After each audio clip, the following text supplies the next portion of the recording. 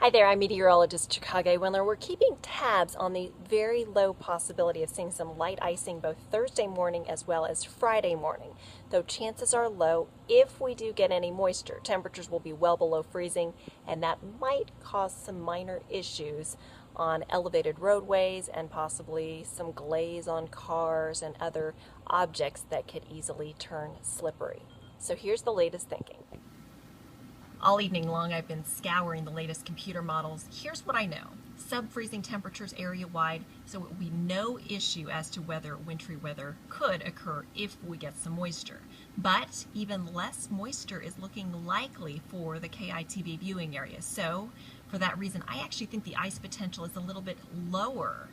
Diminishing chance of ice for your Thursday morning, 10% or less. Temperatures, though, very cold, 26 degrees. Friday morning, still looking like a slightly better chance, 20% chance, 28 degrees in the morning. So I'm calling for patchy slick spots, not any major problems. That said, there have been many schools, or several schools, I should say, including Round Rock, Leander, and Pflugerville, that have opted to be on the safe side and do a 2-hour delay. As of around 11:40, temperatures generally already in the 20s through the hill country. We're right at that freezing point in Austin, and will drop below freezing in the next couple of hours through areas like LaGrange. And I want to take you hour by hour on future track to give you an idea of at least what this computer model is indicating. You can see the clouds continue to thicken. In the next couple of hours, we are still dry.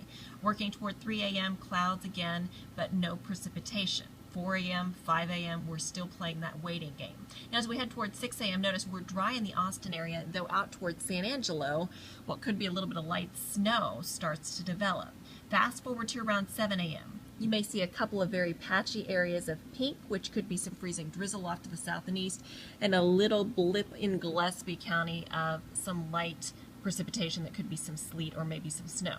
Now, while the location of this is probably not exact, it does give you an idea of just how sparse the nature of any activity would be. Here's 8 a.m. and again, we're not seeing anything widespread.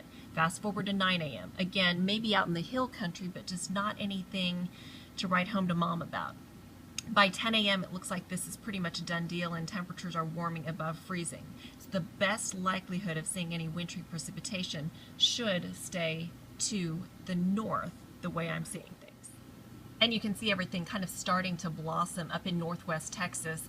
The cloud cover filling in, but I'm kind of concerned that the tail end of this wintry precipitation may just stay a little bit to our north and west, which would be great news because we definitely don't want to be dealing with it. Here's your Thursday planner. In the morning, 26 degrees at 8 a.m., north winds 10 to 15, that 10% chance of ice. By noon, we're up to 33 and in the safe zone. 4 o'clock, 39 degrees.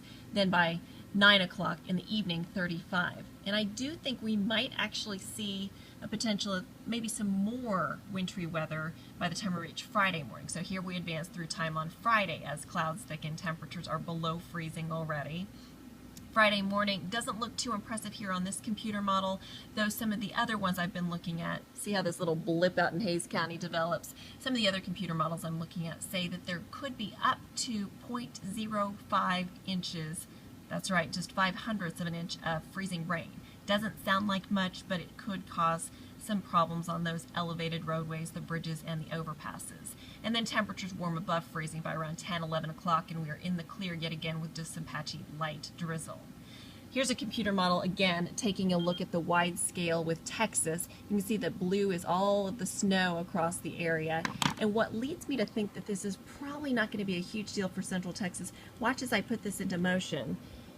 Austin is right, between the GRK and the SAT, standing for San Antonio. And see how this blue kind of dissipates as it's just heading toward the I-35 corridor and never quite makes it in.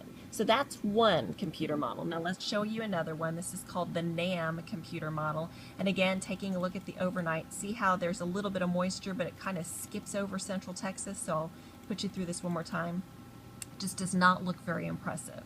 One more time, this is the GFS computer model, looking at the same trend. That batch of wintry precipitation that we're seeing blossom on radar kind of skips across North Texas and largely looks like mainly dry air in place for Central Texas. So it bears watching, but right now I just don't think it's going to be a huge deal.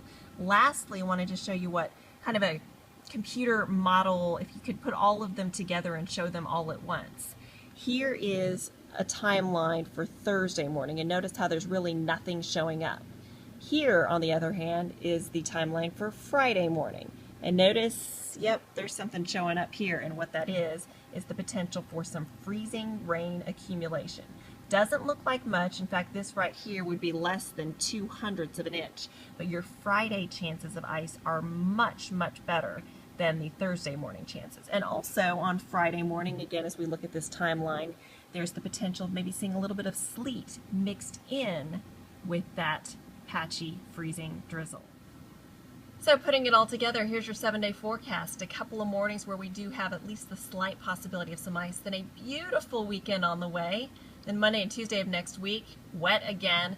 And it's a small chance, but I've also got ice with a question mark early Wednesday morning. Temps in the 30s. We will watch that closely for you. In the meantime, stay safe. Thanks for monitoring the weather. You know, I will do that for you as well. And stay tuned. Allison Miller will have the latest from 5 to 7 a.m. on KEYE-TV Morning News. Thanks, as always, for checking out Chik's Chats.